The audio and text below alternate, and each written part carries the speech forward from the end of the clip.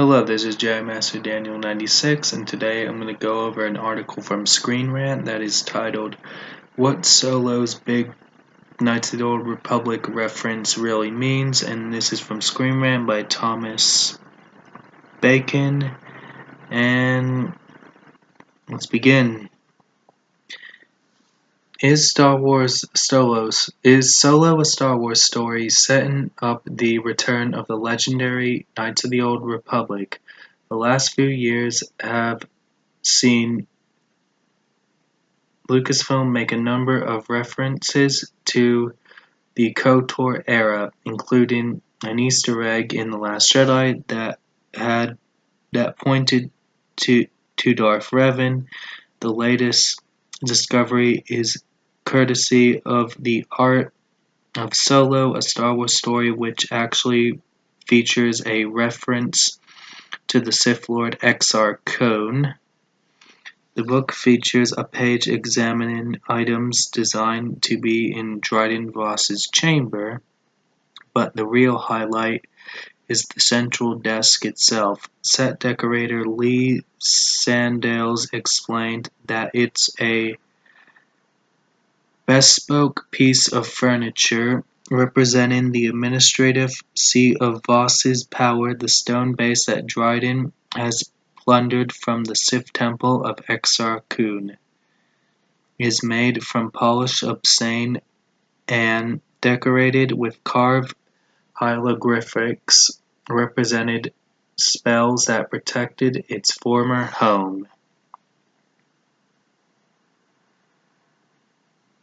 In the old expanded universe, Exar Kun was one of the greatest Sith Lords of all time. He actually succeeded in conquering death itself, inhabiting the Massassi temples of Yavin 4 until he was eventually destroyed by Luke Skywalker and his students.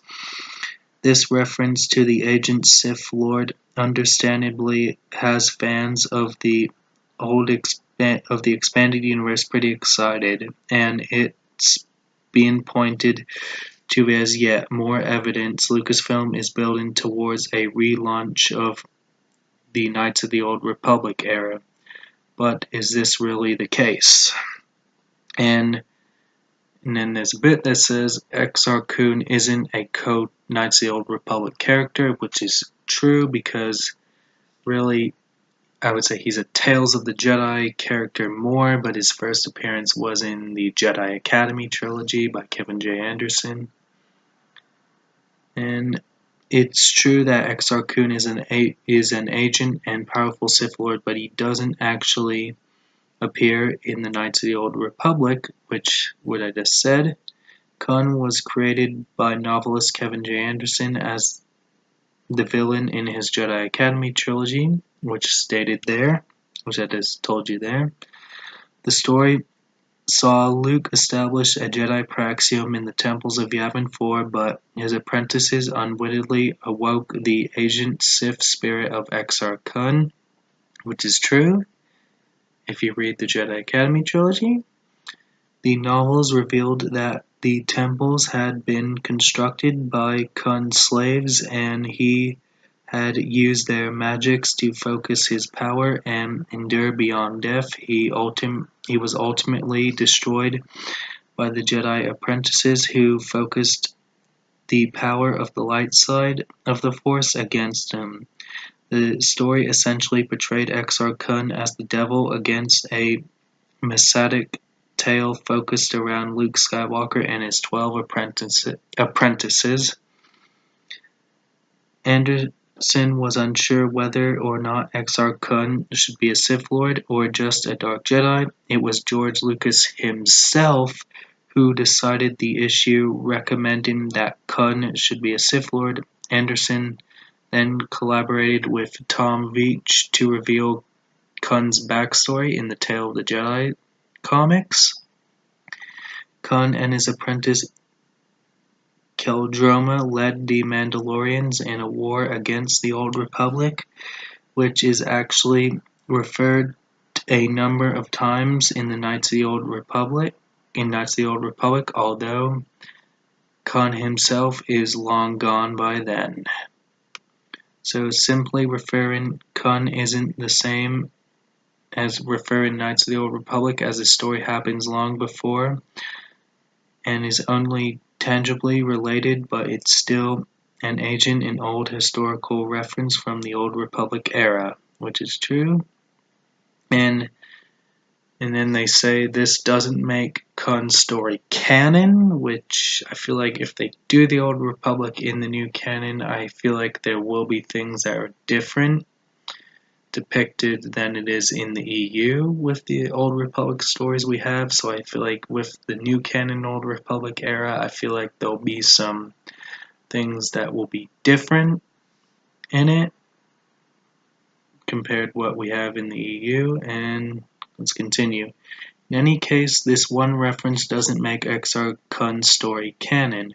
Leland Chi, a member of the Lucasfilm Story Group, said as much on Twitter. The reference comes from a prop description in an art book, and it's not specified in the film itself. The art of Solo: A Star Wars Story is filled with references explaining what different designs mean, and some of them actually contradict the movie because plans change when the desk was designed.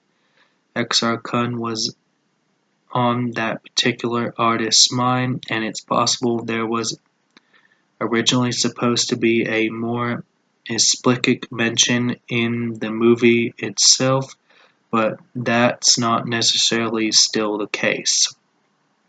It's also important to remember that Lucasfilm uses elements of the old expanded universe quite liberally, and they adapt them heavily. Solo is filled with Easter eggs to the EU, from the planet Mimbom to the Maw cluster, but the Maw serves a cautionary note, but the basic concept is the same, but it's changed to the point where it's unrecognizable. Even if Lucasfilm did have plans for Exar Kun, there's no reason to assume they'll stick to the expanded universe version, which I did state that I feel like, if they do something with the Old Republic in the new canon, I feel like it will be different than the EU, which I feel like, there was the big, that petition about 2 years ago on to get a Netflix series of the Old Republic, but you got to take into consideration that it is a big fan love the Old Republic, and definitely when Lucasfilm starts to do the Old Republic for the new canon, I feel like there'll be things different from the EU. They might recanonize some characters here and there for the era, but I feel like they'll have some different events compared to the EU, and even though Darth Bane stayed canon via the Clone Wars, and so there'll probably be, some differences there, and that is the article, and I will link it down below in the description and for you to check out. That's all I gotta say. Don't forget to like this video, subscribe to the channel, and catch you guys next time. Bye.